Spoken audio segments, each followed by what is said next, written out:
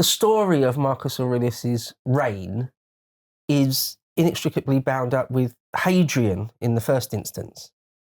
So to put it in some context, there's the so-called 5 good emperors, Nerva, Trajan, Hadrian, Antoninus Pius, and then Marcus Aurelius, sort of bookended by terrible emperors.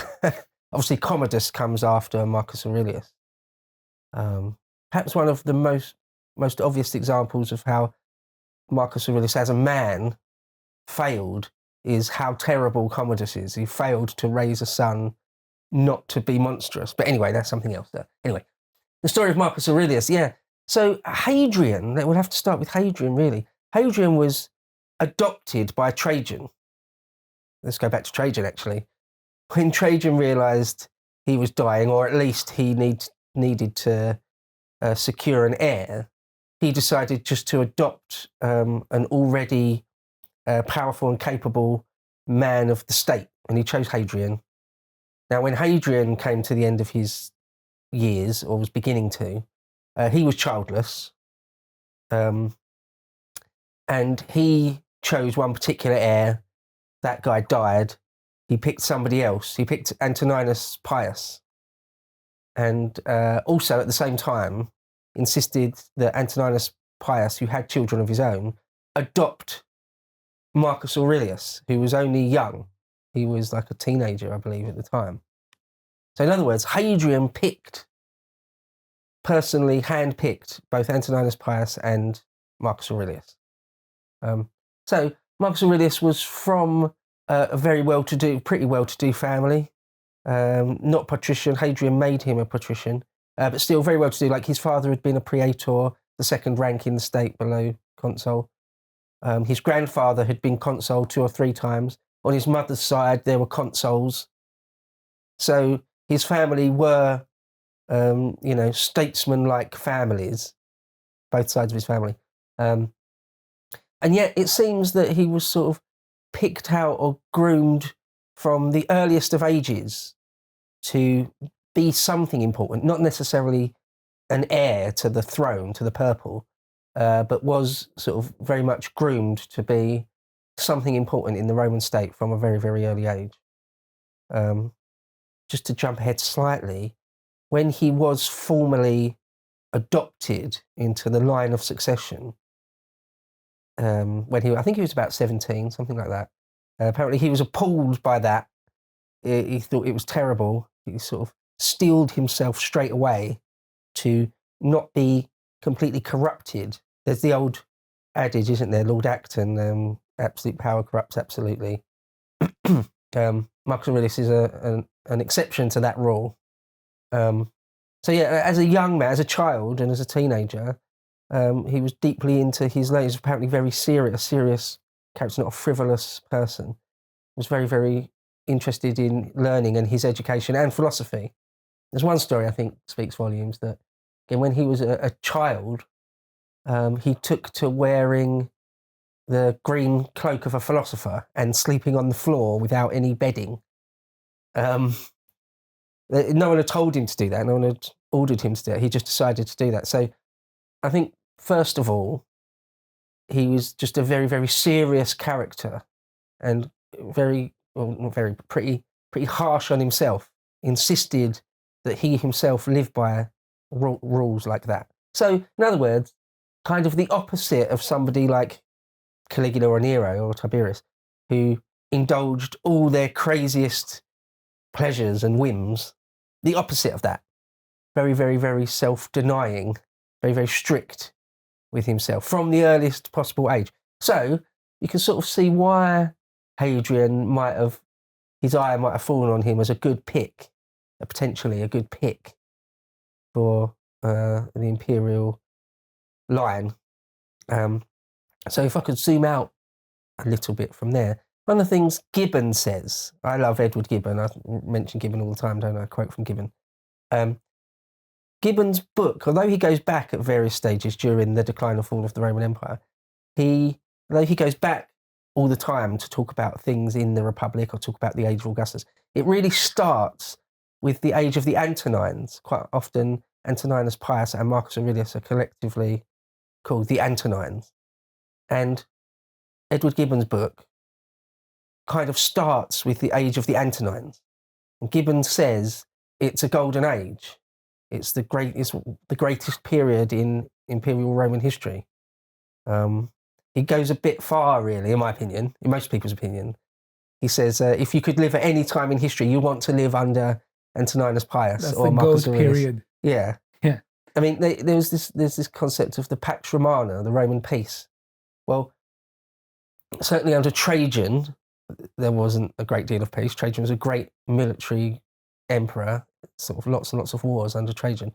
Under Hadrian, there was, even though he stabilized the borders and stopped trying to expand, there's still all sorts of wars.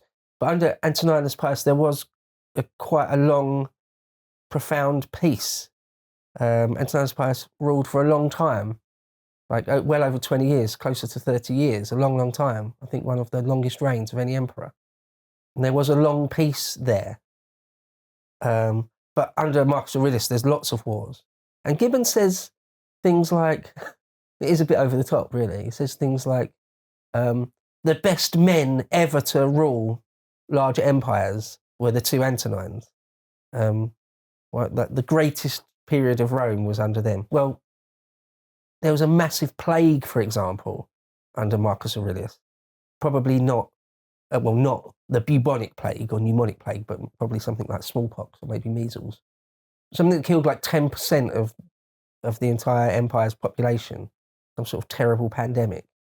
So that's not great. There were lots of wars, both in the east against the Parthians and in the north on the Danube and the Rhine against various German tribes.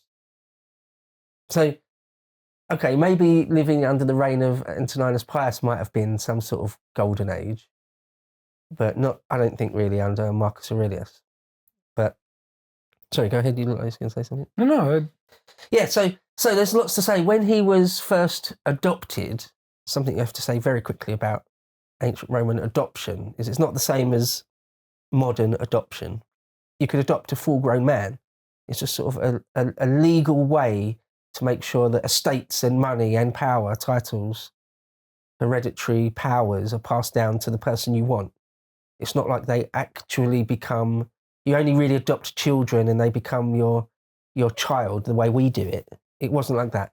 There was a long tradition that you could adopt, an old man who's dying can adopt a 40-year-old guy.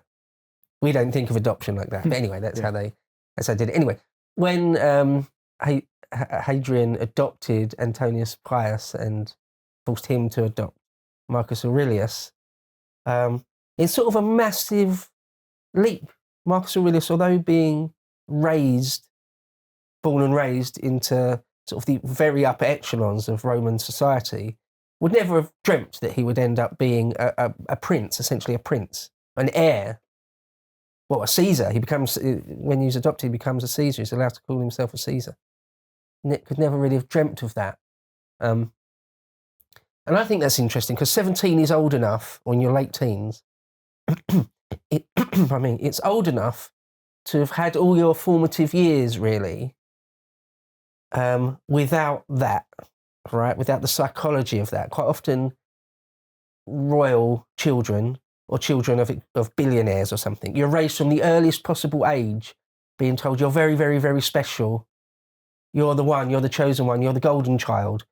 That screws with people's psychology. Quite often it makes for a weird adult in all sorts of ways. Weird is probably not the right word. But the fact Marcus Aurelius didn't have that, and he'd already reached manhood, well, literally, technically manhood in the Roman world, by the time that happened to him, he'd already formed, it seems, had already formed his worldview. Most of his character had already been formed. And as I say, that character was very serious, very studious, philosophically minded, and sort of kind. I mean, maybe not as kind as the kindest people in our world, but for the Roman world, very kind.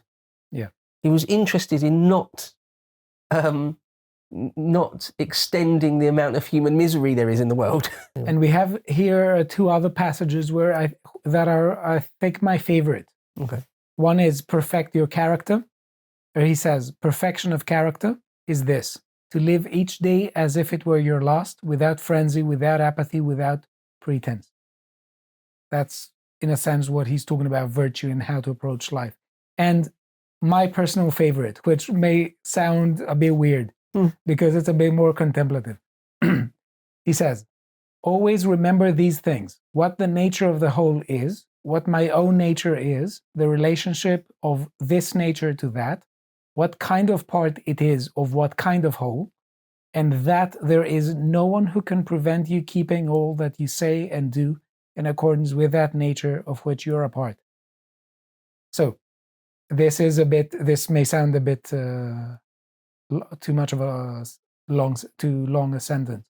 But what I really like about this is that I think it's a very profound passage because it's very metaphysical and ethical simultaneously, and it's very Heraclitean in a sense. We will say a bit more in a bit, but Heraclitus is someone that Marcus Aurelius is talking about many times.